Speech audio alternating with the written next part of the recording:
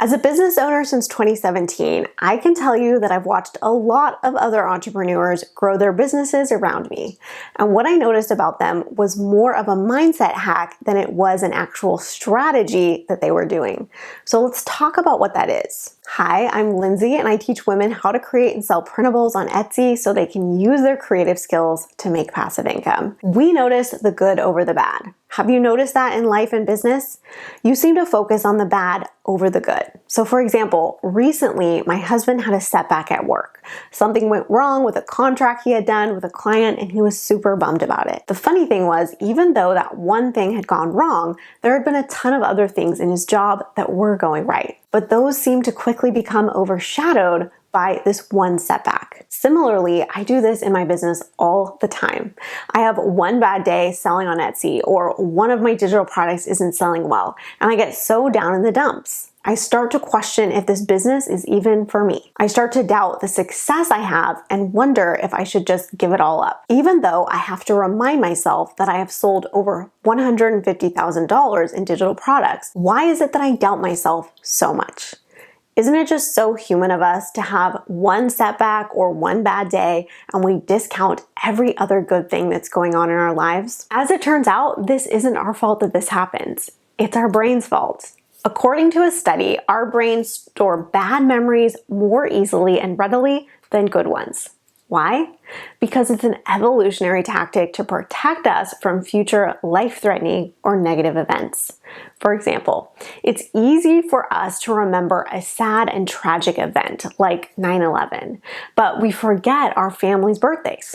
Similarly, we are more likely to remember when our manager gives us negative feedback, but we completely forget about the time that they praised us for being super skilled and talented. So what is the resolution to this? Well, we need to retrain our brains. And how do we do that?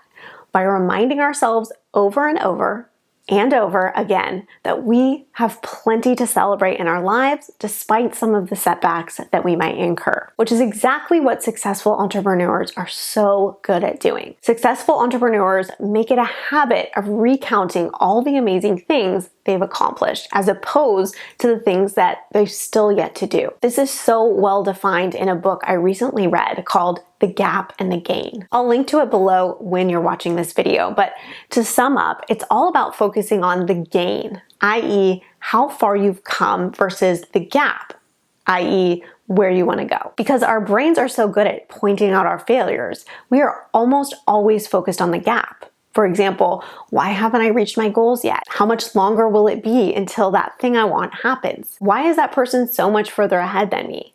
Why am I not making progress as fast as I'd like? All of these statements are all focused in the gap. We forget about all the successes that we've accomplished already. Did you know that something like 82% of people don't even go after their goals? So if you're trying to go somewhere in your business and you're not there yet, just remember that you're already beating out 82% of the population. That is absolutely worth celebrating, my friend. One of the ways that I always recommend my students notice the gain over the gap when it comes to business is by writing in their gratitude journal. It can help to rewire those inner workings of your brain that are always focused on the gap to start noticing the gain. When you start to tune in to what you're grateful for and the progress you've already made, you start to notice more things to be grateful for. Now, sure, it doesn't fix the fact that you are not exactly where you want to be in business. But guess what happens next? Instead, you're putting yourself in the vibration of gratitude.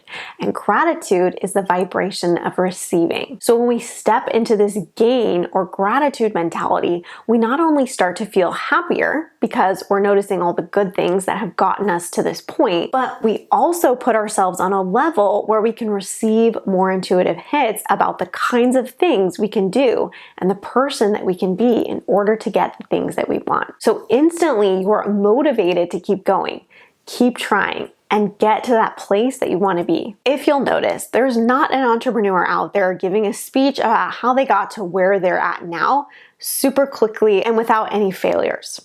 No, because that's a super boring story, isn't it? That's exactly why they say our mess is our message. Because it's not the successes where we learn and grow the most to get to where we want to be. No, it's the waiting and the failures and the bad days that are not only interesting in our story, but it's literally the launching pad for our successes. So what is the number one thing that entrepreneurs do that make them more successful? In the habit of celebrating themselves no matter what.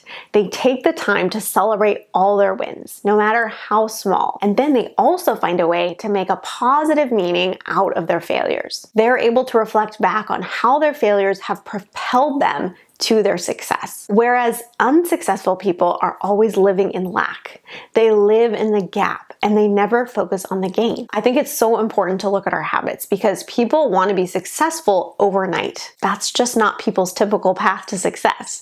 The truth is that successful entrepreneurs have created habits they do all the time without fail that get them step by step to where they want to be. So if you want to make sure that you have the right habits to be successful selling on Etsy, make sure to check out my free guide over at atouchofla.com/habits. I hope this video helped you focus a little more on the gain instead of the gap. I will see you in the next video.